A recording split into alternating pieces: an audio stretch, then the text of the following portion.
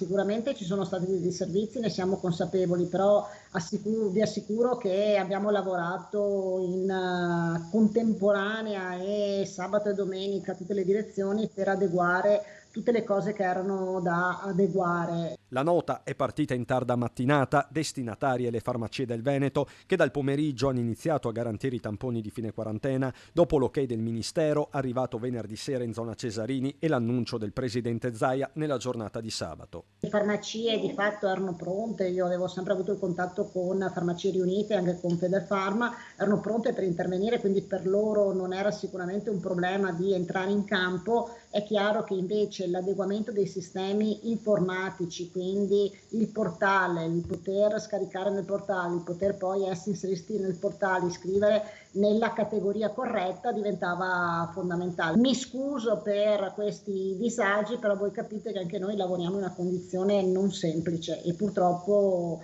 dobbiamo mettere insieme i pezzettini di volta in volta. Non tutti i soggetti però possono presentarsi in farmacia per il test di fine isolamento. La possibilità, rimarca Lanzarina, riguarda i contatti di casi, i positivi inclusi i minori che devono definire la negativizzazione, gli studenti in autosorveglianza o in sorveglianza con testing. In ogni caso il tampone deve essere effettuato dopo 3 giorni senza sintomi. Partito senza intoppi invece il sistema di prenotazione online annunciato sempre sabato. Collegata infine la partita sulle regole per le quarantene, con Lanzarina che chiede di rivederle partendo dalla ridefinizione di caso. Altri incontri ci sono stati su questo punto nel pomeriggio.